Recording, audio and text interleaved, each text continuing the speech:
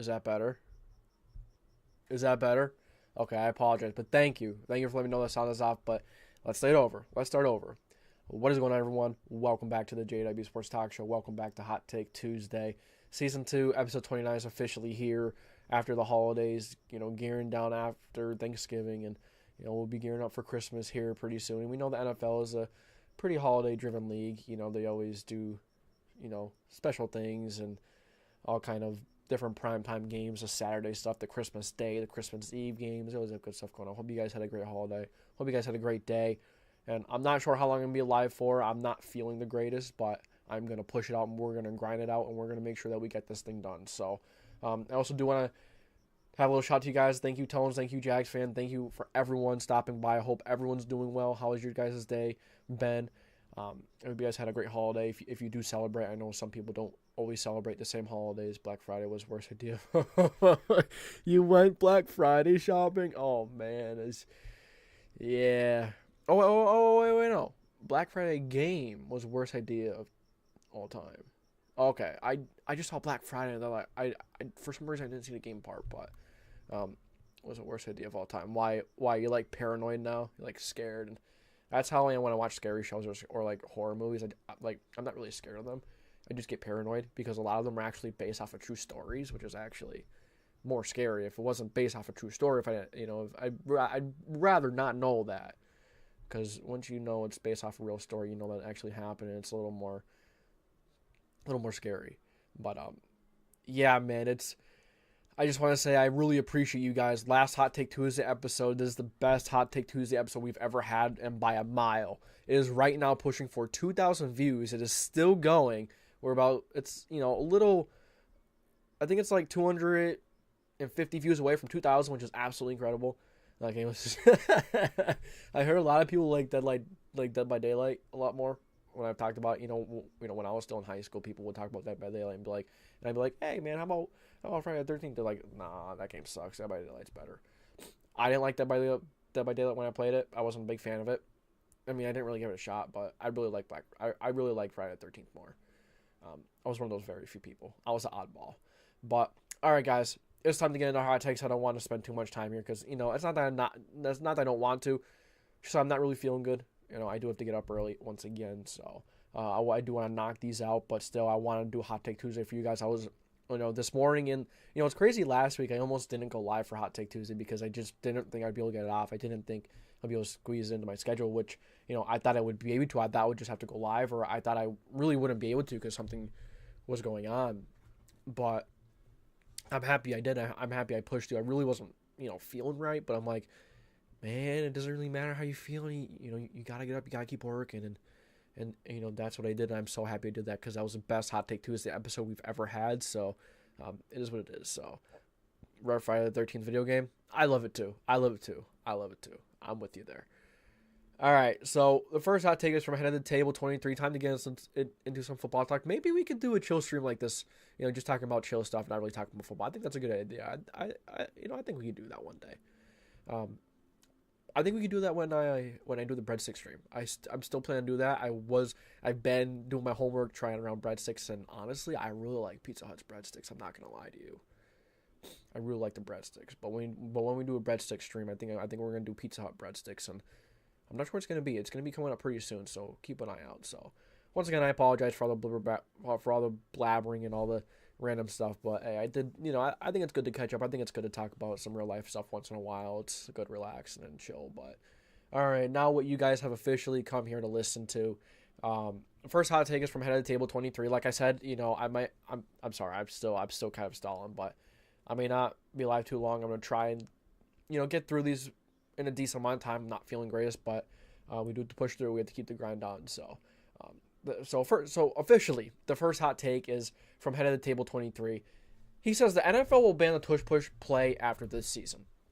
So the first question I have to ask about this is, if you ban the Tush Push, if you ban the pushing of one player, of players pushing one player to gain an advantage, do you have to ban it when just a running back is running and say the offensive lineman push him in the into the end zone, or if they just push a wide receiver in the end zone, or should it just be the quarterback?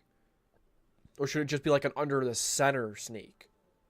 That's what I'm kind of, asking myself, because if you're going to eliminate the tush push, you also have to ask that question. Because typically it's your players pushing their players for an advantage either way.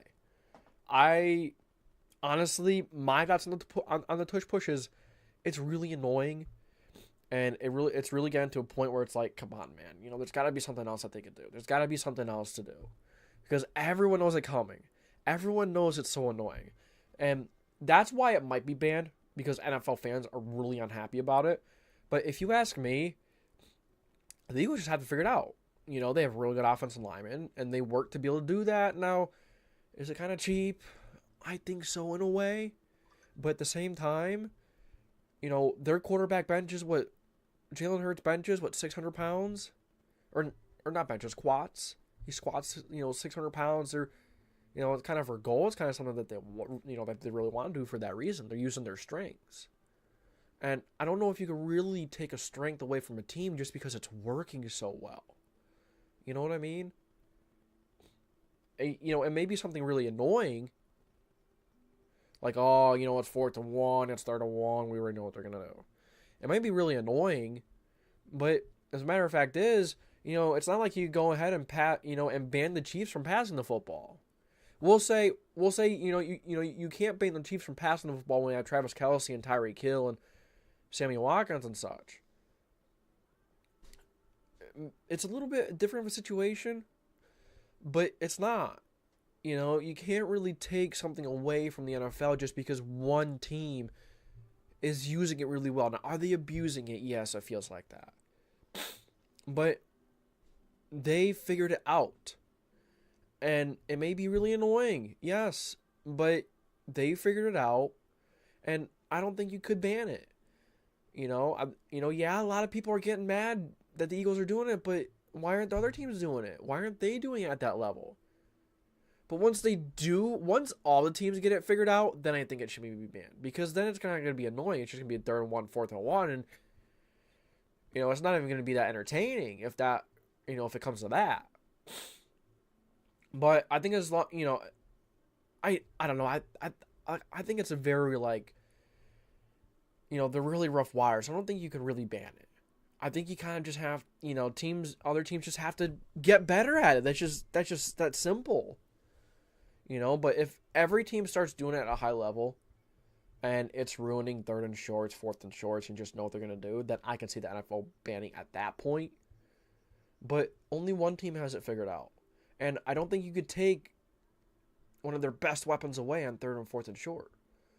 They have one of the best centers of all time. They have a phenomenal offensive line. They have a quarterback that squats 600 pounds. I think it's a part of the game to them to use that. It is very annoying. I 100% agree. But it's part of the game. It's part of their team. It's one of their strengths. And for that reason, I don't think you could take it away. Like I said, if every team starts doing it well, it becomes blatantly obvious that they're all going to do it on 3rd and 4th and short and get it every time, then I think they will ban it.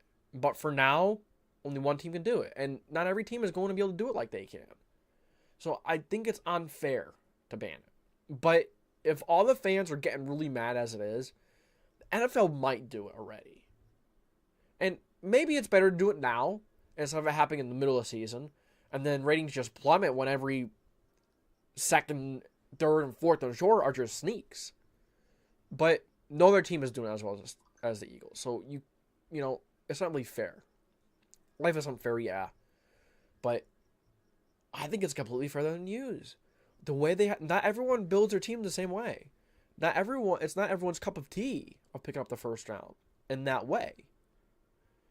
So, yeah, I think I'm just going to keep saying the same stuff here. So, saying that they will ban it after this season, I'm going to go hot. I'm going to say it's very unlikely. I'm not going piping hot because if there were multiple teams doing it, a lot of teams doing it at that level, and it was obvious what they were going to do, it will kind of lower ratings because you already know what's going to happen. It's kind of annoying. It makes, 1st and goals boring. It makes 1st and goals and 3rd and 1s and 4th and 1s so predictable. So, once a team gets into 3rd and 1, 2nd and 1, it's like they already got it. but they're not going to get rid of it yet. I'm going to go hot and say it's very unlikely. But if other teams are doing it really well right now, I would say it's very likely. And I'm not going piping because a lot of fans don't like it. And I can see the NFL doing it because so much of the media and so many of the fans don't like it. But I still think it's highly unlikely because it's just something that the Eagles do really well. No other team can do it really well. The Eagles have built their team. They're taking advantage of what they have. And I think that's part of football. My box light just fell. But I think it still looks okay. All right. If I actually think it looks all right like this. It could be better, but at least you guys could see me. I think that's what matters. All right. So the next hot take. What do you guys think? Do you guys think that the NFL will or should ban the Tush Push? Do you think they'll do it after this season? Do you think they're going to wait another year or two? What do you think is going to go on with that? Or do you think that's going to go on? What do you think is going to happen? All right. Next hot take. Hold on. I'm going to fix my box light real fast. 2 seconds. 2 seconds I'll be, I promise.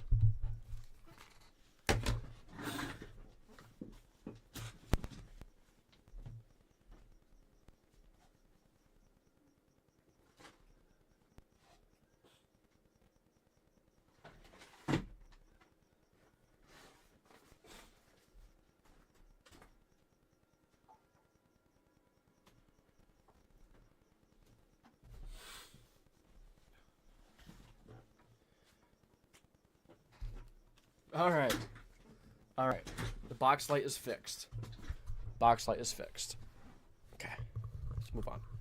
Next hot take is from Tones. He says Caleb Williams falls out of the top 10 draft picks. I kind of worded that wrong. But he just kind of said that they'll drop out of top 10 and he won't be drafted in top 10. Interesting. I've talked to a former NFL scout and he said he has a second round grade on Caleb Williams.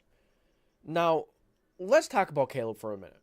I haven't watched too much tape, so my knowledge isn't great, but I've seen a little bit, and there's one main thing I don't like about Caleb Williams that we've seen in the past has not worked out well in the NFL. It's his attitude. He has this arrogant, he's cocky. He doesn't seem like, I'm not going to say he's not a hard worker, because that would be BS. It would be very arrogant of me, very naive. He's a very hard worker, but it kind of seems like going into the game, he's really confident they'll pull it off. He's not treating every game like it's the toughest game. It seems like he gets a little cocky, like I think it was in the Arizona game. He was getting a little cocky, and, I think it was another one was the Colorado game, maybe he was getting a little cocky, and Colorado kind of got into it there, got back into it. But I think that that's not a good mentality to come into the NFL with. Look at Baker Mayfield. He's calmed down, but he never amounted to what he was drafted number 1 overall. He never amounted to the hype. He was never able to reach his full potential. And, if you look at Baker Mayfield and Caleb Williams, both of them have, coming out of college, they have all the talent in the world. Caleb Williams has all the talent in the world. He has a really good arm. Baker Mayfield had elite arm strength. Caleb Williams, really good arm strength. Great arm strength. And both of them can run a little bit. The thing is, that attitude doesn't get you far in the NFL. It typically doesn't play in your favor. It plays against you. They come to the NFL and, the media gets to them. Look at Baker Mayfield. Caleb Williams is really fiery, just like Baker Mayfield. They're both really cocky coming out. They're both very similar coming out of college. Johnny Manziel was like this. I would say Zach Wilson wasn't as cocky or arrogant as these other guys, but Zach Wilson was very cocky. It typically doesn't pan out well when that happens. It typically doesn't work out. So, Caleb Williams falling off top 10. Teams are going to look at his talent and they're going to take the chance, I think. But if there's a former NFL scout telling me, talking about and saying that he's a second that he has a second round pick grade on him, like a second round grade on him. I guess it's understandable, someone that used to be on the NFL and studying quarterbacks and being a scout. I mean, he sees something, so other NFL scouts had to see something. You know what I mean? Like, the talent is there for Caleb. So I'm gonna say it's hot. I'm not gonna say it's I'm gonna go piping hot because he has a ton of talent, and a lot of teams are gonna look past the cockiness and see if they could, kind of knock him down a little bit in that sense. So, Caleb Williams falling off top 10. I'm gonna go piping hot. I really don't think it happens, but if you guys want really good analysis in college football on Caleb Williams and a guy like that, go check out East Coast Gridiron, Dante over there. He knows his college stuff. He's phenomenal. I've learned a lot from him. He's a phenomenal person to listen to. He has a great crew over there. They're very good with their college ball. They're very knowledgeable. He watches a ton of film, and he's very good at quarterbacks. He's a great human being to go ahead and listen to if you want to be enlightened in college football. Dante from East Coast Gridiron, that entire crew, they're awesome. They're great people to listen to. I've learned a lot of college football from them. I've learned a lot from them. So go check them out if you want, college content that is more polished. They're very good at what they do over there. They put a ton of work in. I'm still getting into it, so we'll get there. We'll get better, but there's probably a reason. But Caleb does have a lot of flaws. Like he did say that there's a couple boxes. Yeah, he's former NFL scout for a reason, but I mean, he was there. He's seen how they scouted them. He's seen this kind of stuff. And I don't think it was because, the Jets gave rid of him. He wasn't relieved of his duties. I believe it was something else. Like he had to step away or something. I'm not 100% sure, and I don't want to say too much because it's not. I'm not 100% sure, and I don't want to say something wrong, but I'm pretty sure it was a different story than him, than them having to like get rid of him or something. There's a different story behind it. It was tough. Like I'm gonna stop there because I don't know the full story. But yeah, Caleb Williams falling off top 10 picks, saying he has a second round draft grade on him. I mean, there were a few things he was saying about him, like his deep accuracy wasn't really impressive. Like his deep ball placement wasn't really impressive. I can't really say too much. Like I said, I haven't watched too much film. I've tried to, but I've had so many things come up and a lot of opportunities. I'm like overbooking my schedule. So I kind of keep pushing things back, but I have to start watching some film because I'm not going to have enough time to get through, a lot of the players. I want to, but Caleb Williams falling off top 10. I'm going to go piping hot because his talent level is there from what I've seen. I'm not saying it's just me. I haven't seen everything. I'm not 100% sure. Teammates of Caleb Williams say he's a great leader. He's a great leader. Yeah, but you know what? You also have to look at it in the fact of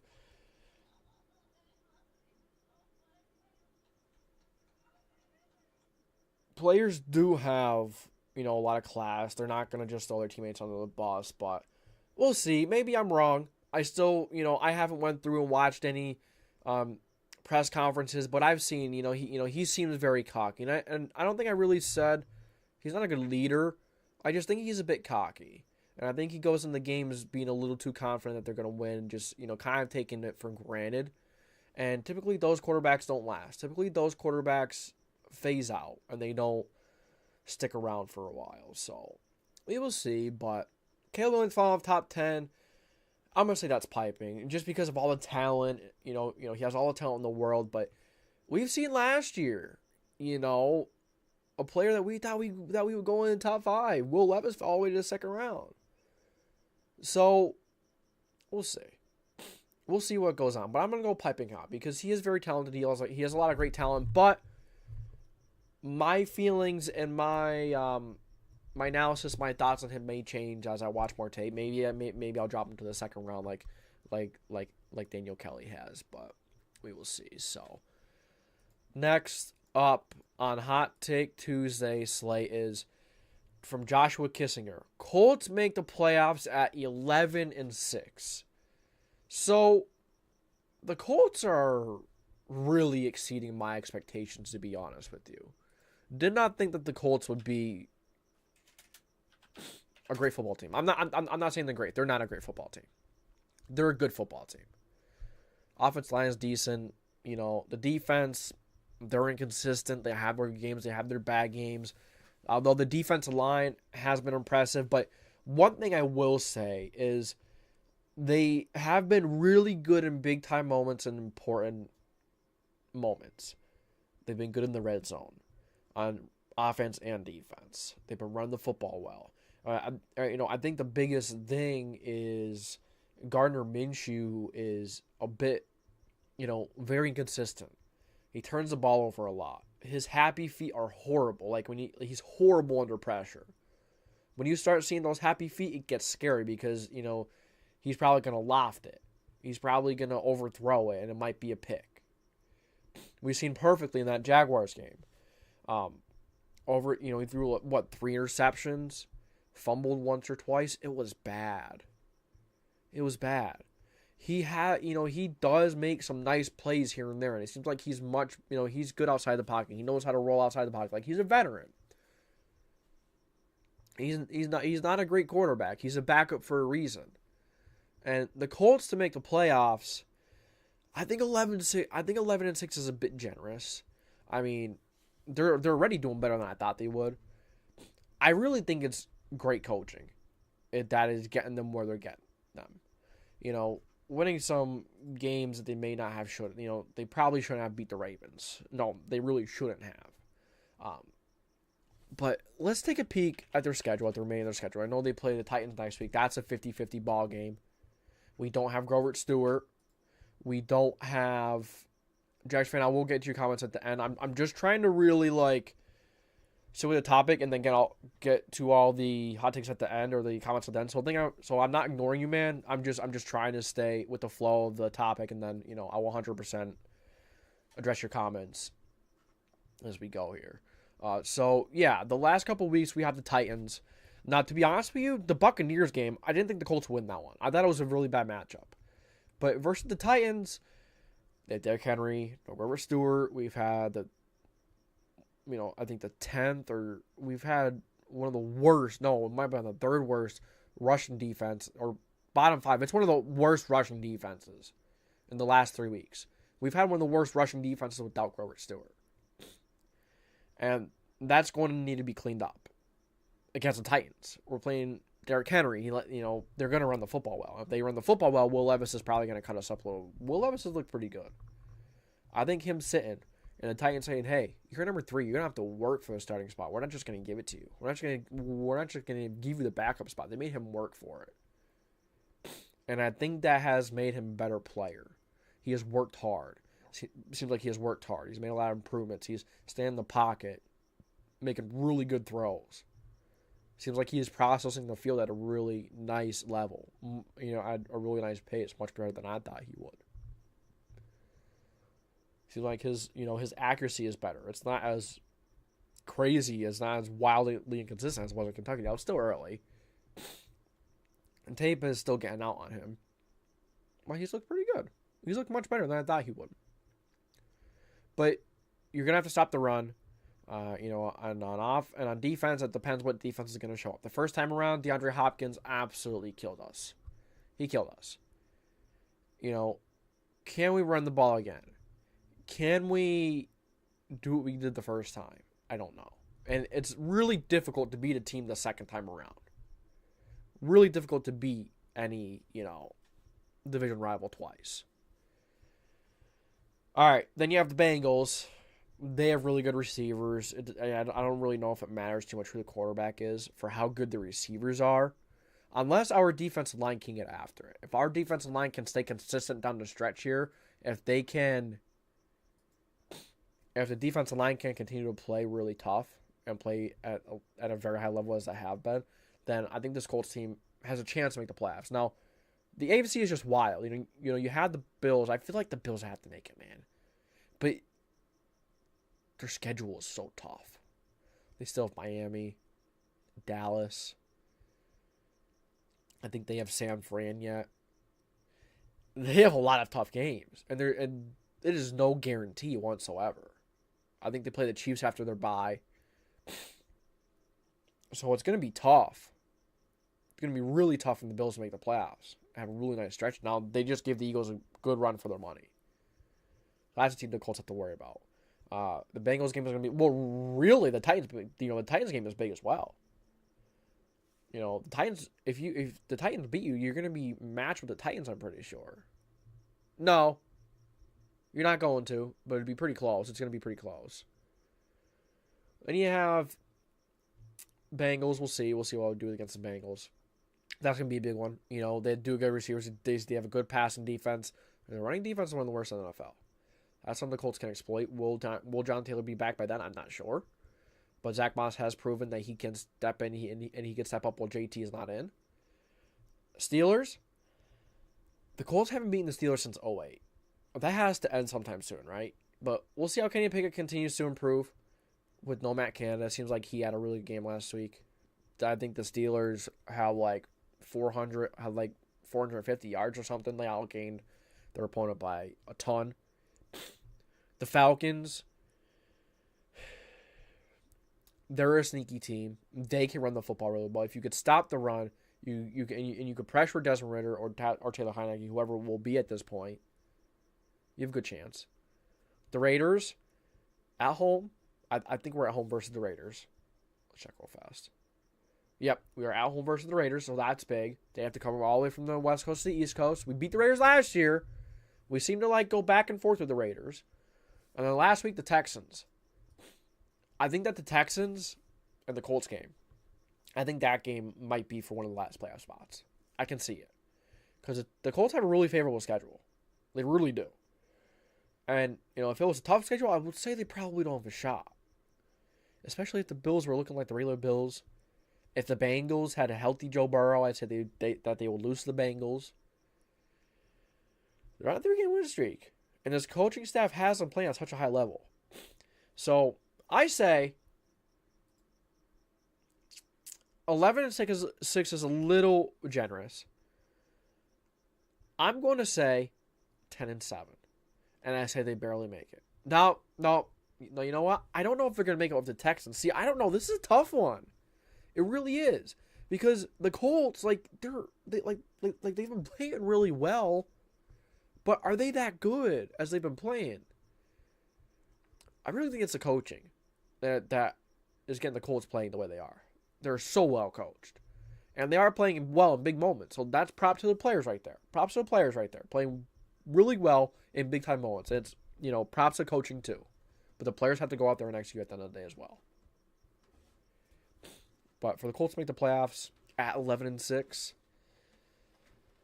I'm going to go warm.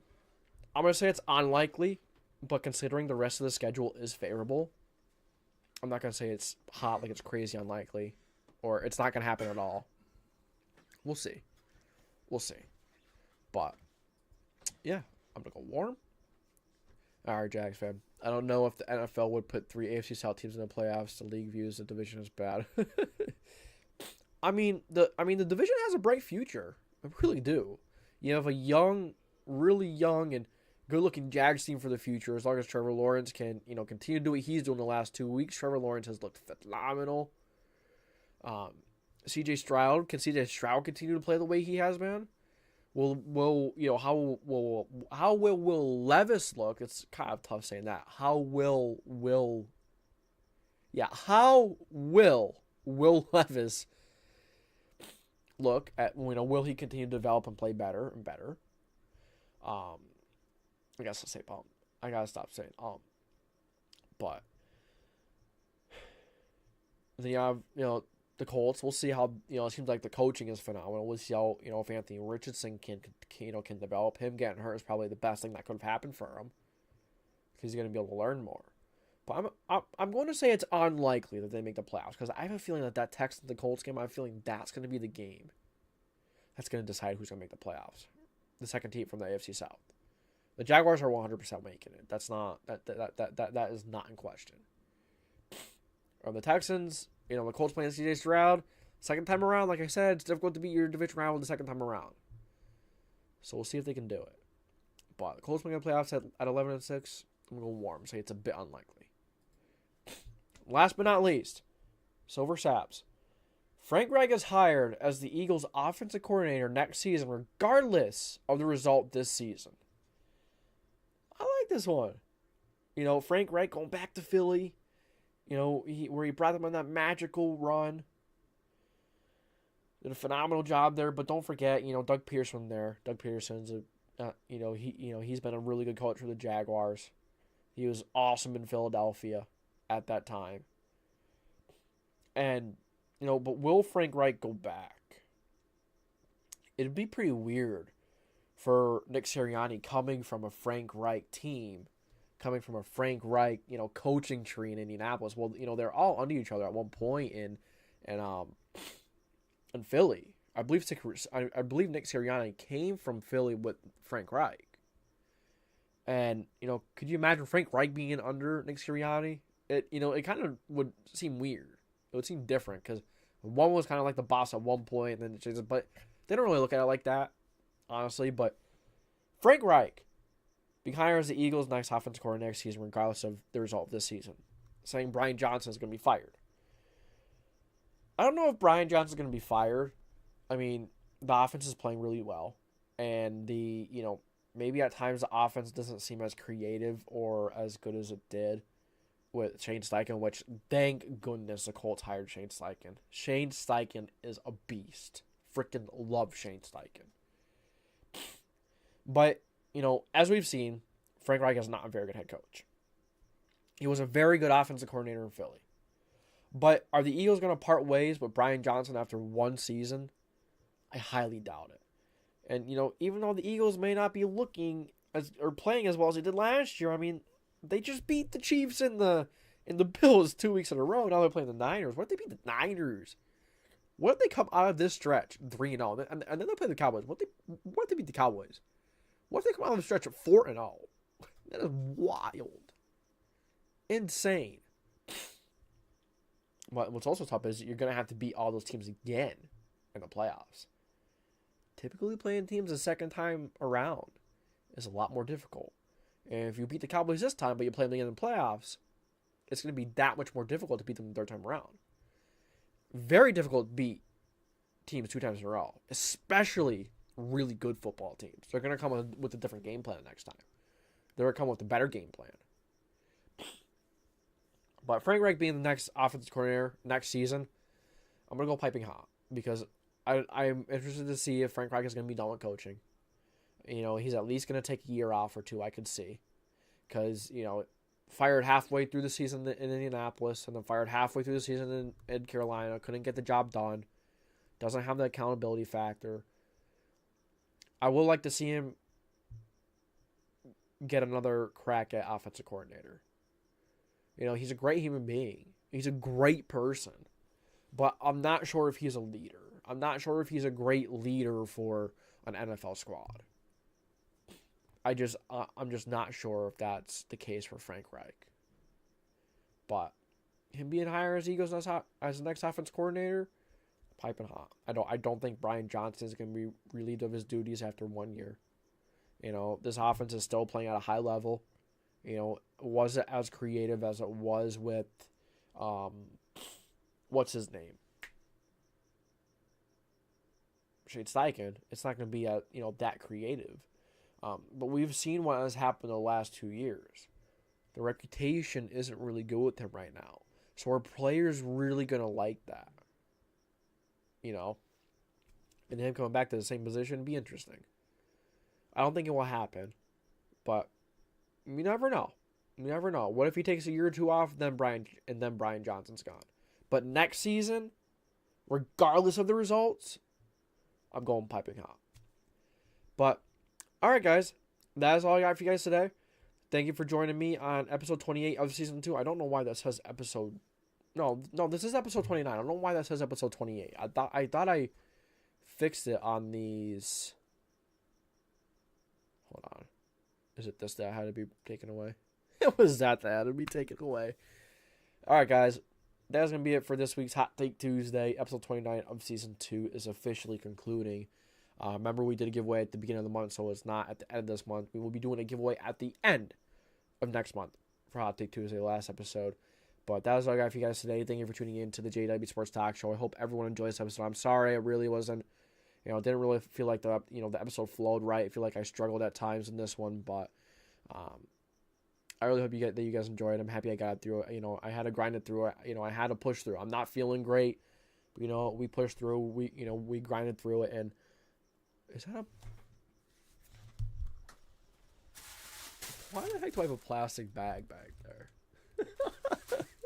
I did not realize that was back there. That was probably a nasty sight to look at. But, all right, guys. That is all I got for you guys today. Thank you for tuning into the JW Sports Talk Show. I hope I'm feeling better tomorrow. Hope I'm feeling better as the week goes on so I get some more content out to you guys and, you know, getting it back up to the quality and the standards that we are around here. So, as I got for you guys, this is JW Sports Talk Show. Signing off.